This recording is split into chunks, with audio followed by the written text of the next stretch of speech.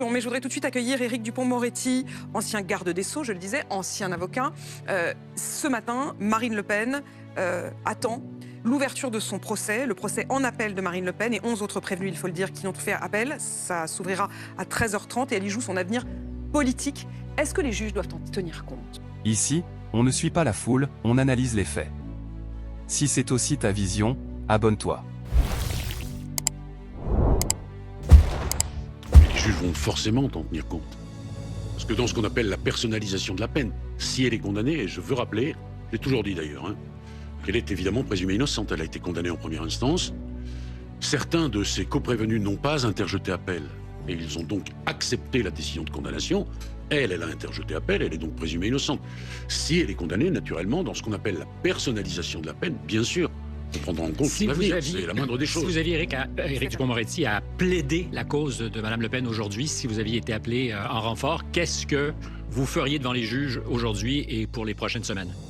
Non, d'abord, je ne connais pas le dossier. Et voilà. je n'ai jamais plaidé sans, pardon de le dire avec beaucoup d'immodestie, sans connaître le dossier, et encore moins sur un plateau de télévision, sans connaître le dossier. Il y a d'ailleurs beaucoup de commentateurs qui feraient mieux de ne pas commenter ce qu'ils n'ont pas lu et pas vu. Ça, c'est une règle de prudence de base. Donc, je suis incapable de répondre à votre question. Mais il y a beaucoup. Une autre façon de poser la question, Ah. c'est de dire, est-ce que quand même dans votre expérience d'avocat, il y a une bonne et une moins bonne stratégie de défense? En gros, est-ce qu'il y a une stratégie de défense dont vous savez quelle est, ce que veulent entendre un peu les juges pour être peut-être un peu plus clément? Ce qu'ils n'ont pas envie d'entendre, c'est que la présidente du tribunal qui a prononcé la condamnation à l'encontre de Marine Le Pen doit être disqualifiée au motif qu'elle serait devenue magistrate en regardant un reportage consacré à Madame Eva Joly, elle-même magistrate, puis femme politique de gauche. Ça, c'est insupportable. Et naturellement, celle qui veut devenir présidente de la République doit se souvenir que l'une des fonctions essentielles du président de la République, c'est de garantir l'indépendance de la magistrature. C'est aller très loin. Parce que beaucoup d'aboyeurs du RN ont dit c'est un déni de démocratie.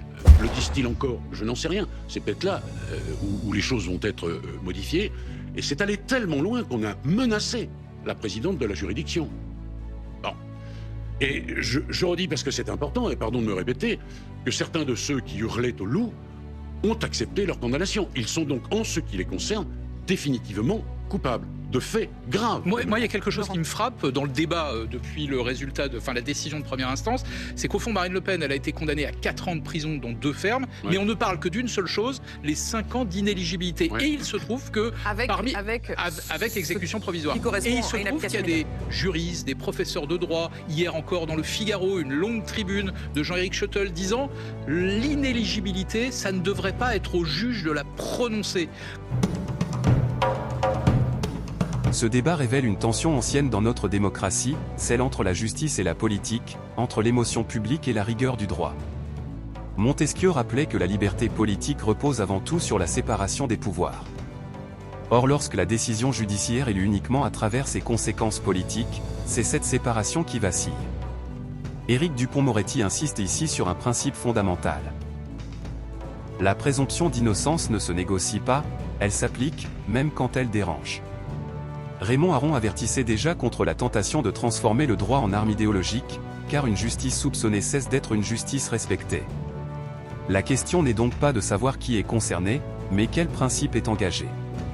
Car dans un état de droit, la règle ne vaut que si elle s'impose à tous, sans exception, sans passion. Et c'est précisément lorsque la justice résiste à la pression politique qu'elle révèle sa véritable légitimité. Comme si, au fond, les élus avaient une sorte de totem d'immunité. Qu'est-ce que vous en pensez? Je pense que le problème est mal posé. Moi, si j'avais été garde des Sceaux au moment où ce texte permettant l'inéligibilité d'être examiné au Parlement, je ne l'aurais pas soutenu, très clairement. Mais parce que pour vous, c'est pas au juge de prendre une telle décision. Parce que c'est une. Parce que les juges peuvent décider qu'un médecin n'a plus le droit d'exercer, qu'un taxi perd son permis de conduire, qu'un comptable n'a plus le droit. Non mais attention, Laurent, la question c'est pas uniquement l'inéligibilité. Il me semble que votre réponse, Éric Dupond-Moretti, elle est aussi sur son caractère d'application immédiate. Oui. C'est là-dessus qu'est la réponse. Donc qu'il n'y ait pas de malentendu là-dessus. C'est cet aspect-là qui donc empêche en quelque sorte que l'appel soit suspensif. C'est cet aspect-là que vous ne soutenez pas. On va imaginer un instant. Que vous n'auriez pas soutenu. On va imaginer un instant que Marine Le Pen soit relaxée. Elle plaide, ça relaxe. Bien. Qu'est-ce qu'on fait avec cette immédiateté de l'exécution. C'est une entorse et une entrave à la présomption d'innocence et d'une certaine façon au double degré de juridiction. Mais on va quand même rappeler, pour être tout à fait complet, quand le maire de Toulon, au sortir de son Hubert jugement, exactement, va remballer ses affaires à la mairie, Madame Lavalette, de Lavalette, dit immédiatement à quel point elle se réjouit. Ça vous fait rire. Oui, ça me fait rire. À quel point elle se réjouit de cette décision. Quant à Madame Le Pen, elle explique qu'en cas de condamnation pour des faits similaires à ceux qui lui sont reprochés, eh bien, il faut une inéligibilité à vie. Charité bien ordonnée commence par soi-même. Si tu fais partie de ceux qui veulent comprendre avant de réagir, abonne-toi, active la cloche des notifications et partage la vidéo, même à une seule personne, ça aide énormément.